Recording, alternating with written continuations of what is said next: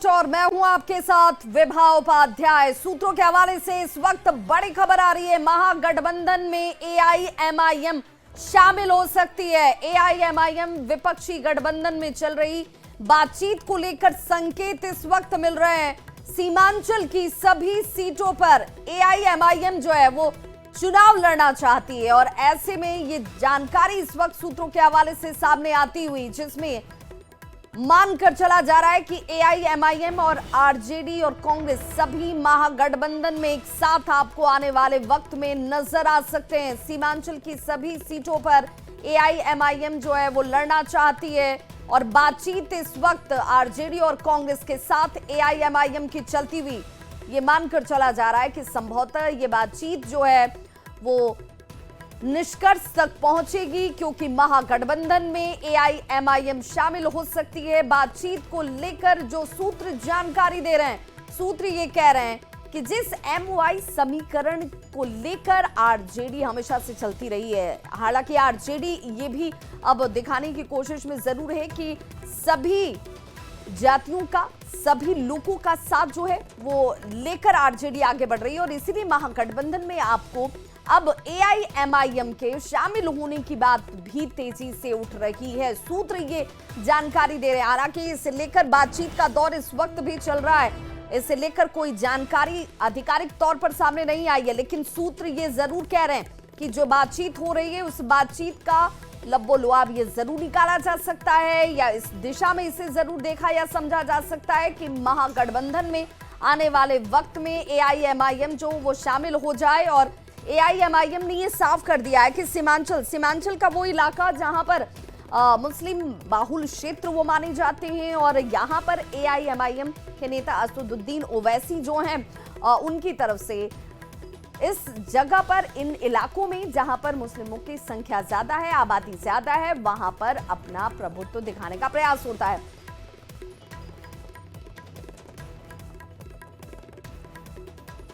और प्रदेश अध्यक्ष एआईएमआईएम के अख्तरुल ईमान हमारे साथ जुड़ चुके हैं। बहुत स्वागत सर आपका। और इस तरह की चर्चाएं हैं, सूत्र ये कह रहे हैं कि बातचीत जो है वो महागठबंधन में शामिल होने को लेकर एआईएमआईएम की चलती हुई, इसमें कितनी सच्चाई? देखिए, एमआईएम शुरू दिन से चाहती है कि फिरकापरस्त ताकत है जो कॉमनर फोर्सेज हो वो सरकार गद्दी पर न बैठे, उनको हटाना जरूरी है। बिहार में जो नीतीश और भाजपा की हुकूमत है उससे बिहार को नुकसान पहुंच रहा है, बिहार का सौहार्द बिगड़ रहा है, इसको गद्दी से उतारना जरूरी है। और ऐसे वक्त में बिहार में कोई एक राजनीतिक पार्टी सक्षम नहीं है कि वो अकेले ये काम कर सके, उसके लिए एक लार्जर अलायंस बनाने की जरूरत है। और यही बात हम लोगों ने 2019 में भी कहा था। और ये बातचीत जो है, ये बातचीत आपको लग रही है कि सकारात्मक दिशा में आगे बढ़ रही है और बहुत जल्द ये साफ भी हो जाएगा? आप देखिए, जाहिर है कि दोस्ती का मामला बड़े और छोटे में होता है, तो छोटे की इच्छा हमेशा होती है दोस्ती करने की, बड़ा जब तक हाथ नहीं बढ़ाए। मैं ये समझता हूं कि इस वक्त राजद और कांग्रेस जो सत्ता चाहती है उसके सामने में सत्ता है। एमआईएम तो न्याय की लड़ाई लड़ती है, हम आज अकेले भी हैं तो अपने न्याय की लड़ाई लड़ते हैं, कल भी मुझको लड़ाई लड़नी है, लेकिन हम चाहते हैं कि जो सांप्रदायिक सौहार्द को बिगाड़ने वाली शक्तियां हैं ऐसे के हाथ में बिहार की बागडोर न जाए, तो उसके लिए इनको दिल बड़ा करने की जरूरत है, फैसला उनको करना है। ठीक, कोई पॉजिटिव रेस्पॉन्स आपको दिख रहा है? आपको ऐसा लग रहा है कि नहीं बातचीत बन सकती है? आपकी तरफ से ये कोशिश की जा रही है? बात हुई है उसने कोई निगेटिव मैसेज भी हम तक नहीं पहुंचाया है। जब तक उनके तरफ से ऐसे नो में नहीं बात आ जाएगी मैं कैसे कहूंगा। अच्छा, कोई शर्त भी है क्या? कोई शर्त भी है क्या अख्तरुल ईमान जी? अब जाहिर है कि बात बने तो बात आगे बढ़ेगी, है ना। अब पहले वो ये करें, पहले वो बैठने के लिए तैयार हो तब तो हो, है ना। अगर बातचीत बन जाती है अख्तरुल जी, अगर बातचीत बन जाती है तो आप लोगों की क्या इच्छा होगी? भाई राजनीतिक पार्टी है हमारी इच्छा क्या होगी? हमारी सबसे पहली इच्छा है कि सांप्रदायिक शक्तियों को बिहार से निकाला जाए और इस वक्त दलितों को, जो माइनॉरिटी के लोग हैं, जो वंचित वर्ग हैं, उनके लिए न्याय पर आधारित एक सरकार बने।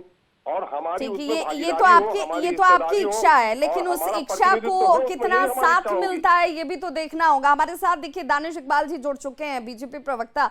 दानिश जी, बहुत स्वागत आपका।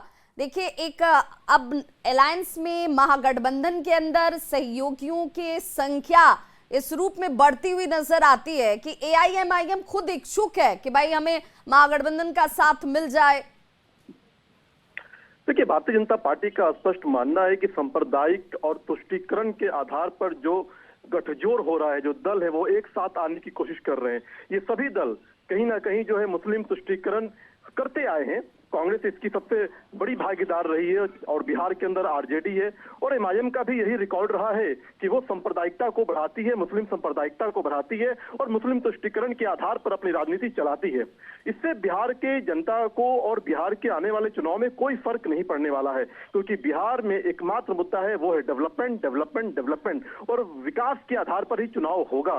नीतीश कुमार जी के नेतृत्व में बिहार ने जो तकदीर और तस्वीर बदलने का काम किया है बिहार का, और नरेंद्र मोदी जी के नेतृत्व में जिस प्रकार से बिहार के अंदर केंद्र सरकार के द्वारा, केंद्र सरकार के माध्यम से जो विकास हुआ है वो अद्भुत है, अकल्पनीय है। तो निश्चित तौर पर बिहार सिर्फ विकास की ओर देख रहा है। लेकिन दानिश जी, आपको क्या लगता है कि अगर मान लीजिए ये बातचीत बन जाए, ये साथ आ जाएं, तो वैसे में सीमांचल के इलाके पर कोई असर पड़ सकता है? देखिए, बिल्कुल भी किसी प्रकार का कोई प्रभाव नहीं पड़ने जा रहा है। जिस प्रकार से नरेंद्र मोदी जी ने और नीतीश कुमार जी ने खासकर जो मुस्लिम समाज हैं, उनके अंदर जो पसमानदा समाज हैं, उनके डेवलपमेंट और विकास के जो कार्य किए हैं, तुष्टीकरण के आधार पर नहीं बल्कि सामाजिक न्याय के आधार पर, जो दलित, शोषित, वंचित मुसलमान हैं, जो पिछड़े मुसलमान हैं, उनको मुख्य धारा में लाने का काम नीतीश कुमार जी ने भी किया है और नरेंद्र मोदी जी ने भी किया है। केंद्र सरकार की भी ऐसी कैसी बहुत सारी योजनाएं हैं जिसके माध्यम से पसमानदा समाज की महिलाओं के अंदर उनके जीवन में बदलाव आया है। तो मुझे लगता है कि मुस्लिम समाज भी, खासकर जो 80% बिहार का पसमानदा समाज है, वो पूरी तरह से एनडीए के साथ एकजुट है। अख्तरुल इमान जी भी हमारे साथ लगातार जुड़े हुए। अख्तरुल जी, लेकिन दानिश जी तो ये कह रहे हैं कि भाई आपका तर्क है कि भाई हम सामाजिक सौहार्द बिगाड़ने वालों को रोकना चाहते हैं, इसलिए ये गठबंधन जरूरी है। मैंने किसी की मस्जिद तोड़ी, मैंने किसी का घर तोड़ा, मैंने किसी के धार्मिक स्थली का वो किया। कौन है ये लोग बोलते हैं? जमीर बेचकर जो लोग कुर्सियों से प्यार करते हैं, ऐसे लोगों की बात मैं नहीं करता। पूरे देश में सौहार्द को अगर किसी ने बिगाड़ा है तो भाजपा ने बिगाड़ा है। बाबरी मस्जिद के टूटने का आरोप किस पर है? गुजरात में जो खून बहा, बिल्किस आज रोती है। बिल्किस किसकी वजह से रोती है? आप नहीं देख रहे हैं? आज बुलडोजर किनके घरों में लगे? लेकिन उनका तो तर्क है कि पसमानदा समाज कहीं पीछे छूट रहा था। सुन लीजिए, तुष्टीकरण की बात करते हैं तो बिहार में अभी जाति पर आधारित गणना की जो रिपोर्ट आई है, उसमें 2,31,00,000 मुसलमानों की नौकरी में हिस्सेदारी होती है 3,68,000। 1,65,70,000 देकर के 2 लाख नौकरियों से वंचित रखा मुसलमानों को। किसने? तुष्टीकरण। तुष्टीकरण का मतलब होता है उनके हक से, उनके अधिकार से ज्यादा उनको देना। क्या मुसलमानों को कभी नौकरी में, यूपीएससी की नौकरी में, पार्लियामेंट में, असेंबली में, मिनिस्ट्रीज में, डेवलपमेंट में, ठेकेदारी में कहीं भी मुसलमानों को उसकी आबादी, लेकिन अभी तक बिहार की राजनीति में मुसलमानों को जितना प्रतिनिधित्व देना हो, उनके लिए जो कार्य करना हो, सरकार ने जिस तरीके से किया उसकी चर्चा सभी करते हैं। देखिए, नीरज जी भी हमारे साथ जुड़ चुके हैं। नीरज जी जेटू के मुख्य प्रवक्ता हमारे साथ जुड़े हुए हैं। नीरज जी से जरा मैं उनकी प्रतिक्रिया भी ले लूं। अख्तरुल जी, मैं आऊंगी आपके पास, मैं आपके पास भी आऊंगी। नीरज जी हमारे साथ जुड़ गए हैं। नीरज जी, बहुत स्वागत। सीधे तौर पर एआईएमआईएम की इस कोशिश से क्या आपको लगता है कि कोई फर्क आने वाले वक्त में राजनीति में असर के तौर पर दिखेगा, या सिर्फ ये कोरी कोशिश है जिसका कुछ होना नहीं है?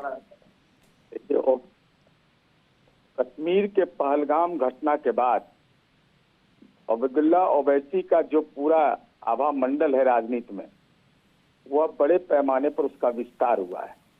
इसको इनकार नहीं किया सकता है। और मैं उनके समझता हूँ कि उनका वचन है यह दिया हुआ कि हमारा 4 विधायक तोड़े हो, हम 40 जीत के लाएंगे। उसके बाद उनका अंदरूनी मामला है, गठबंधन करेंगे या नहीं करेंगे ये तो उनका मामला हो सकता है। लेकिन बिहार के लोग इस बात को जानते हैं कि पैगंबर की ख्वाहिश थी शराबबंदी, नशा के खिलाफ, और पैगंबर की ख्वाहिश को पलीता लगाने वाला राष्ट्रीय जनता दल जो 46 करोड़ रुपया शराब की कंपनियों से चंदा लेता हो, हमको विश्वास नहीं होता कि आईएम उसके साथ गठबंधन करेगा।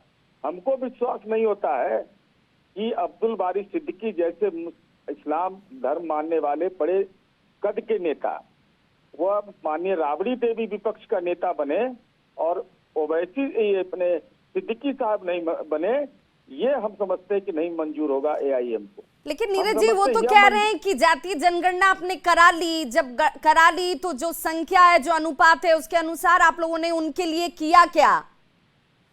हमने क्या किया, हमने इतना ही किया, क्या किया नहीं किया हम नहीं जानते हैं, वो बहस का विषय है।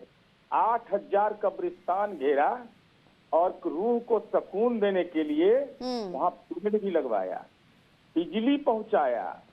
हमने वही काम किया कि अंजुमन इस्लामिया हॉल वक्फ की संपत्ति थी, वह किस जगह कब्रगाह टाइप का बना हुआ था, आज वह 30 महल बन गया। बिल्कुल, तो ये चाहत तो एआईएमआईएम की है नीरज जी, लेकिन क्या महागठबंधन में आरजेडी जो है वो उन्हें लेगी, कांग्रेस की सहमति होगी? हमारे साथ शक्ति यादव जी भी जुड़ गए हैं, बहुत स्वागत शक्ति जी आपका भी।